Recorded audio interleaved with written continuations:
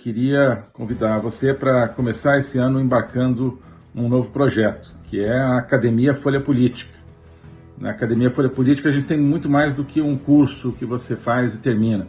A Academia tem o meu curso de Logopolítica, que é um curso contínuo, tem também a Agenda 2030, que é um programa semanal de análise da atualidade, e vários outros materiais, e tudo isso forma um conjunto que é de reflexão, de formação pessoal, de preparação nossa para enfrentar todos os desafios da nossa política, do mundo, do Brasil, daquilo que está destruindo nossa liberdade, nossa esperança e também, portanto, um projeto para reconstruir essa esperança a partir de toda uma análise da cultura ocidental, do nosso manancial de cultura que a gente não pode perder e que é o nosso grande arsenal para enfrentar tudo isso, desde Aristóteles, Platão, passando pelas epístolas de São Paulo, Santo Agostinho,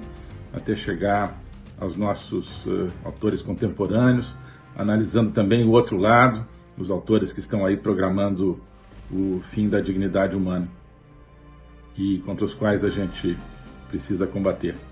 Então, esse é o projeto da Academia Folha Política. Se você quiser conhecer e entrar nessa aventura intelectual e pessoal, junto conosco, os links estão aqui na descrição do canal e vamos em frente juntos. Espero contar com você lá. Um abraço. Ainda mais uma Europa totalmente indefesa, né? Saiu arrasada, né, da guerra, né, por duas vertentes, né, tanto pelo lado comunista quanto lado nazista, né, que, enfim. Então, aí essa integração global, vamos chamar assim, talvez tivesse sido um berço, um ideal. Mas eu queria que o senhor fizesse o contraponto, né, dos avanços que foram feitos depois, veio o Tratado de Roma, o de Maastricht, que fez exatamente a consolidação da União Europeia, e não sei como e que ponto isso se transformou num globalismo. Retiraram-se as essências dos Estados, né, e passou-se a ser não uma integração, mas uma imposição de um sistema de poder que controlou um conjunto, né, de nações. Eu queria que o senhor falasse um pouco sobre isso antes da gente entrar no Brasil, que é importante mostrar o nível de subserviência, eu diria, de resignação de certos países que não precisavam, né, ter essa linha, por exemplo, o próprio Brasil como potência efetiva, né, a gente depois pode discutir isso melhor, mas eu gostaria de o senhor comentar sobre isso. Muito importante isso que você falou. Aquele momento ali do pós-guerra é um momento fundamental e tudo que foi criado ali, tudo que foi desenhado, praticamente acabou já, né? Desenhado justamente em função, né, de uma experiência terrível em toda a primeira metade do século XX. Então, só antes de falar da dimensão comercial e econômica, só lembrar a questão de direitos humanos, né? Eu falei, direitos humanos é mal usado hoje, mas é um ótimo conceito. Então, se você vai na Declaração Universal de Direitos Humanos, de 1948, uma das coisas que ela tem lá é o seguinte: um dos direitos do ser humano é escolher seus governantes mediante eleições livres. Tem outros adjetivos lá, livres, garantidas e tal. Bom, então você olha hoje grandes potências do mundo que estão simplesmente em default com isso aí, que não cumprem a Declaração Universal de Direitos Humanos. Por quê? Porque direitos humanos se tornou outra coisa. Direitos humanos, a Declaração de Direitos Humanos, antes de mais nada, uma reafirmação das liberdades clássicas, das liberdades, enfim, que vem desde o século XVIII, liberdade de expressão, liberdade de associação, liberdade de escolher seus governantes, né? Hoje se fala de direitos humanos, não, é sempre a criação de problemas, criação de confrontos entre supostas minorias e supostas maiorias, e sempre uma ferramenta usada contra os países democráticos, nunca contra os países totalitários. Bom, enfim, e na dimensão econômica, você teve ali o famoso acordo de Bretton Woods, né, do qual emergiram o FMI e o Banco Mundial, que esse sim ainda, sobretudo o FMI, ainda tem uma centralidade no domínio financeiro e, não por acaso, é justamente no mercado financeiro que o Ocidente livre ainda tem uma primazia sobre as forças totalitárias. Por isso que China e Rússia querem tanto acabar com o papel do dólar. Não é por ser dos Estados Unidos, é porque é a moeda do mundo livre, né? Quer acabar com a primazia dos mecanismos de mercado nas finanças. Bem, o Banco Mundial já, enfim, hoje é pequeno em termos de financiamento de desenvolvimento, foi superado por várias outras entidades, inclusive hoje entidades aí ligadas à China, por exemplo, né? E então já não funciona a favor, como deveria, da liberdade e tal. E o GATT, né, que era o Acordo de Tarifas e Comércio, que se tornou, em 1993, a OMC, a Organização Mundial de Comércio. Qual que era o princípio do GATT, desse desenho do comércio mundial no pós-guerra, correspondente a toda uma mentalidade de liberdade e democracia? Era você não poder mais usar o comércio como ferramenta política. Identificou-se que um dos grandes problemas da primeira metade do século XX era a politização do comércio. Então, os países escolhiam seus parceiros comerciais não de acordo com a competitividade, com a qualidade dos produtos, mas de acordo com as alianças que iam se formando, e com isso se extrapolavam, se incrementavam as rivalidades, as tensões. Então, uma das ideias, olha, acaba isso, não pode mais ter politização de comércio, comércio é uma coisa para se comprar e vender livremente. Essa era a filosofia, né? A União Europeia, que começa como Comunidade Europeia, com o Tratado de Roma, de 1957, como você assinalava, já começa a relativizar isso, porque fala, não, a gente vai fazer aqui um bloco à parte, a gente vai ter uma política comercial à parte nesse bloco, e com exceções a essa regra de que você não pode discriminar, e com isso você depois gera, foi um dos princípios que geram hoje uma situação onde o comércio voltou a ser completamente politizado. Você tem a China, eu não gosto de você, não importo mais os seus produtos, o outro fala, não, eu gosto, eu vou importar de não sei quem. Isso é um causador de tensões globais. Por quê? Porque se dispensou aquele princípio básico. Agora, como é que a União Europeia se tornou o que se tornou? Bom, não é bem uma teoria da conspiração, mas uma figura que precisa ser estudada na origem da União Europeia é o seguinte: Alexandre Kojève, que era um russo, né? Kojève é o nome afrancesado dele, que foi para Paris nos anos 30, começou a lecionar sobre Hegel, se tornou o grande teórico de Hegel na França, influenciou toda aquela geração de filósofos franceses.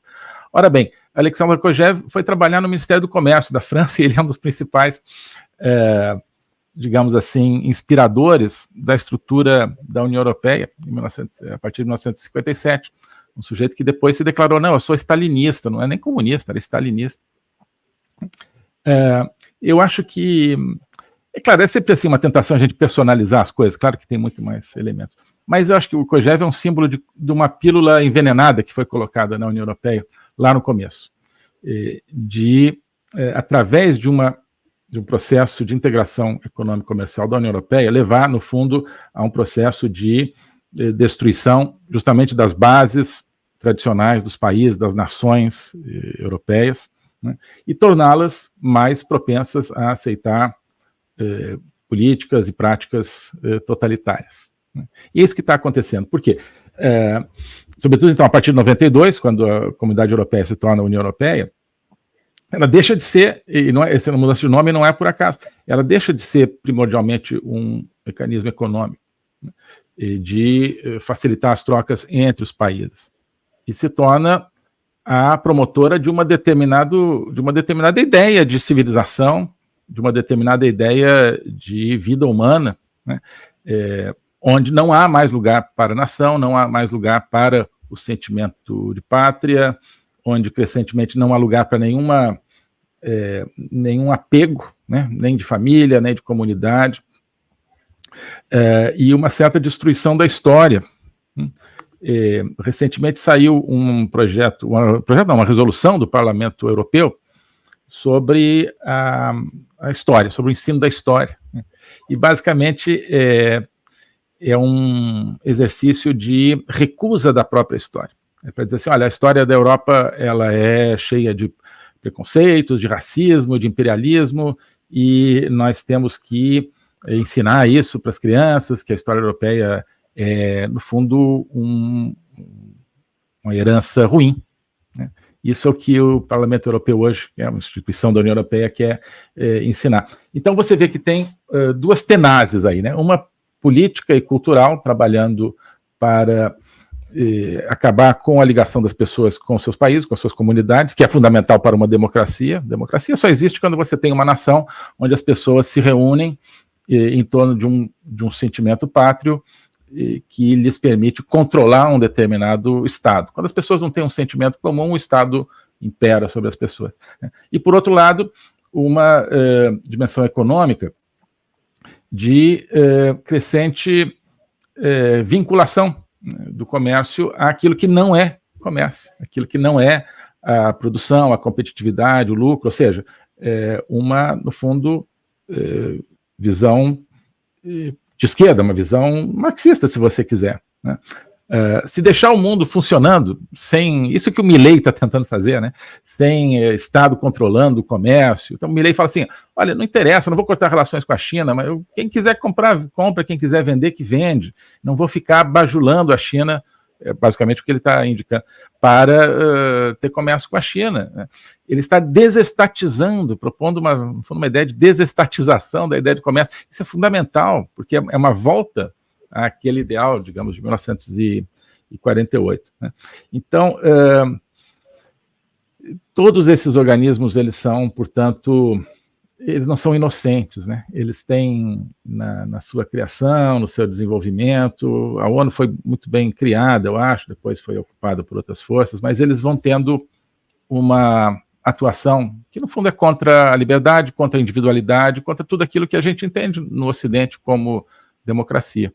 O globalismo existe, é uma coisa concreta. Ele é composto pelo Great Reset do Fórum Econômico Mundial, pelo projeto hegemônico da China, pelo programa de manipulação e conquista da América do Sul pelo Foro de São Paulo e outros elementos. E esses elementos, eles atuam uns em benefício dos outros, sempre, principalmente através do controle da linguagem, porque o controle da linguagem é o controle do nosso pensamento. Então nós estamos tendo o nosso pensamento reprogramado, e essa reprogramação vai contra a nossa liberdade, vai contra a essência do ser humano. Isso é o globalismo. Com base nesse estudo, nessa experiência, é que eu criei o curso de Logopolítica. Toda semana eu dou aulas sobre geopolítica, literatura, filosofia, cultura de um modo geral, tudo isso em conjunto formando um espaço de conhecimento que eu denomino a logopolítica, para nós não apenas entendermos a ameaça do globalismo, mas podermos nos contrapor a ela. Se você quiser entrar nesse projeto de conhecer o globalismo e enfrentar o globalismo, clique aqui.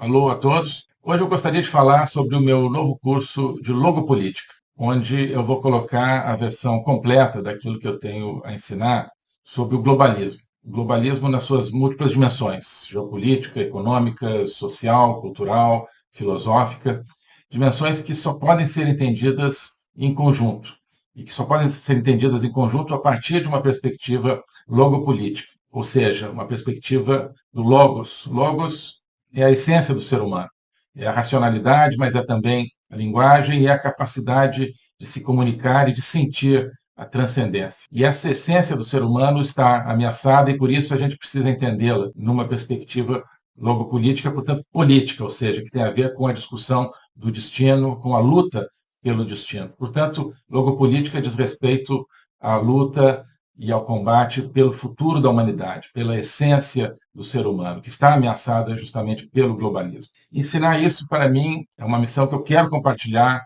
com vocês. É uma aventura intelectual para a qual eu quero convidar vocês, uma aventura que é fundamental para que possamos participar da luta justamente por um mundo verdadeiro, por um mundo autêntico, por um mundo que preserve a essência do ser humano, um destino de uma humanidade livre, de uma humanidade aberta justamente ao Logos e a toda a sua complexidade. Nesse curso você vai entender esses grandes combates, quais são as ideias que estão por trás daquilo que ameaça essa essência do ser humano, as grandes ideias que estão se confrontando, quais são as ideias que precisam ser mobilizadas justamente para a defesa, para a preservação dessa nossa essência. Portanto, é preciso entender as discussões filosóficas que não são puramente abstratas, que têm a ver, que têm efeitos diretos na nossa vida diária. Então, quando nós vemos os fenômenos da inflação, da guerra, da carestia, de várias carências no mundo de hoje,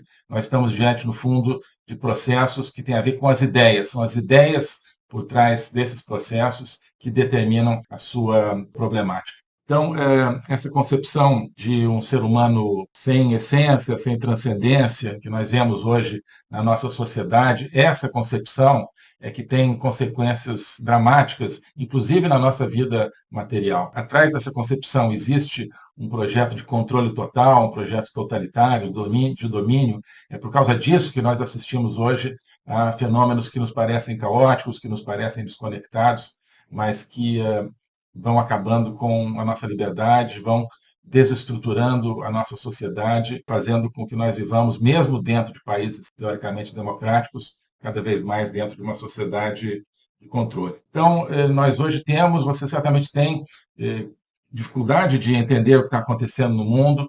Isso é decorrente justamente de visões parciais, que eu vou procurar cobrir e conectar. Então, não adianta entender apenas economia, apenas conflitos militares, ou apenas algumas questões sociais. É preciso entender as ideias que querem dominar o mundo e as ideias que precisam ser resgatadas para que nós preservemos a liberdade do mundo.